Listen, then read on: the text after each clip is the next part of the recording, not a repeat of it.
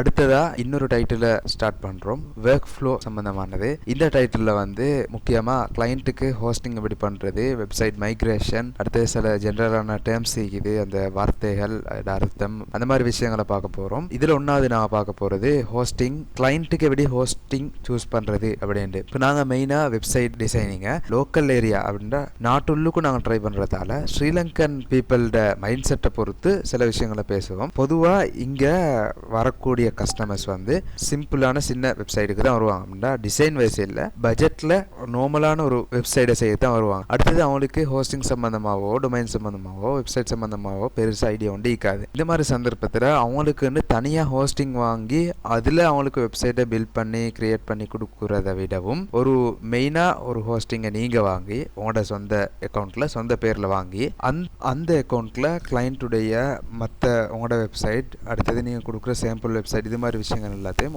ஒரு ஹோஸ்டிங்ல ஹோஸ்ட் பண்ணினா உங்களுக்கு மேனேஜ் பண்றது முக்கியமா லேஸ் ஆகும். அடுத்தது பெரிய ஒரு கொஸ்ட்டை குறைக்கணும். அநியாயமா தனித்தனி ஹோஸ்டிங் ஒவ்வொருத்தருக்கும் வாங்குறதுக்கு பதிலாக பெரிய ஹோஸ்டிங் கொஸ்ட்டை குறைச்சி எல்லா வெப்சைட்டையுமே உங்களோட ஹோஸ்டிங்ல ஹோஸ்ட் பண்ணிக்கொள்ள முடியும். சரி, இப்படி செய்யறதால கிளைண்ட்டுக்கு வெப்சைட் கிரியேட் பண்ற நேரம் அவங்களுக்கு ஹோஸ்டிங் என்று சொல்லி வேற ஒரு சார்ஜை உங்களுக்கு எடுக்கல. நீங்க ஆரம்பத்தில் எல்லாத்தையும் சேர்த்து மொத்தமா ஒரு இன்வெஸ்ட்மெண்ட் போட்டு ஒரு 1 இயருக்கோ 2 இயருக்கோ ஹோஸ்டிங் ஒன்றை பை பண்ணி கொள்ளுவீங்க. அதில் எப்படியும் ஃப்ரீ டொமைன் ஒன்று கிடைக்கும். அந்த ஃப்ரீ டொமைனை வச்சு உங்களோட வெப்சைட்டை கிரியேட் பண்ணியாச்சு. பேலன்ஸா உங்களுக்கு தாராளமாக ஸ்டோரேஜ் இருக்கும். இப்போ நாங்கள் ப்ளூ ஹோஸ்ட்ல யூஸ் பண்றது அன்லிமிட்டட் ஸ்டோரேஜ் உள்ள அக்கௌண்ட் உண்டு. அதில் unlimited website, unlimit subdomain, unlimit email, இது மாதிரி எல்லாம் ஆப்ஷன் செய்யுது.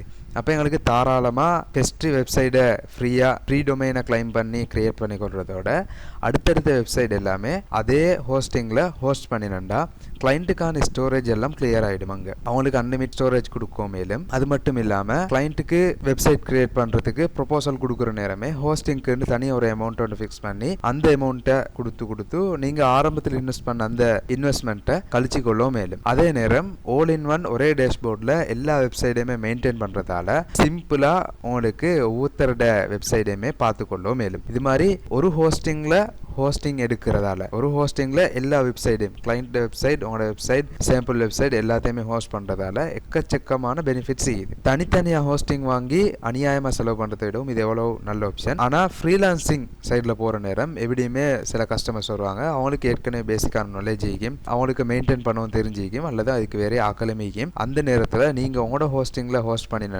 அவங்களுக்கான தேவைகளை செஞ்சு கொள்றதுக்கு, அவங்களுக்கான சப்டொமைன்ஸை கிரியேட் பண்றதுக்கு உங்களோட ஹோஸ்டிங் யூசர் நேம் பாஸ்வேர்டு கொடுக்க வேண்டி வரும். அதே மாதிரி கிளைண்ட் வராங்கண்டா ஆரம்பத்தில் அவங்களோட பேசிக்கொண்டு அவங்களுக்கு செப்பரேட்டாவே எந்த அளவுக்கு எந்த மாதிரி அவங்களோட பட்ஜெட்டோ அதுக்கேற்ற மாதிரி ஹோஸ்டிங் வேறையா வாங்கி அதுல அவங்களுக்கான வெப்சைட் செஞ்சு கொடுக்கலும். அப்ப அதுக்கு அங்காளிக்கிற விஷயங்களை அவங்களே பார்த்துக்கொள்ளும். இமெயில் கிரியேட் பண்றதோ அல்லது அடுத்த விஷயங்களை பார்த்துக்கொள்வாங்க. எந்த காரணம் கொண்டும் நீங்க கஸ்டமருக்கு வெப்சைட்டுடைய இமெயில் அட்ரஸ், பாஸ்வேர்டை கொடுக்கணுமே தவிர உங்களோட பர்சனல், அதாவது ஹோஸ்டிங்க்கு வரக்கூடிய இமெயில் அட்ரஸையோ பாஸ்வேர்டையோ எந்த காரணம் கொண்டும் கொடுக்கவே தேவையில்லை. யாராவது கேட்டாலும் கொடுக்க அவசியமே வராது. சரி, ஹோஸ்டிங்ல ஒரு நல்ல இன்வெஸ்ட்மெண்ட்டோட நல்ல ஒரு ஹோஸ்டிங் பேக்கேஜ் ஒன்று சூஸ் பண்ணிக்கொள்ளுங்க. நாங்கள் பொதுவாக யூஸ் பண்ணுறது ப்ளூ ஹோஸ்டுடைய ஹோஸ்டிங். இதில் அன்லிமிட் தரதால அதை சூஸ் பண்ணிடும். மற்றபடி ப்ளூ ஹோஸ்ட்டை விடவும் குறைவான விலையில் வாங்குறேன்டா ஹோஸ்டிஞ்சர் சூஸ் பண்ணிடும்.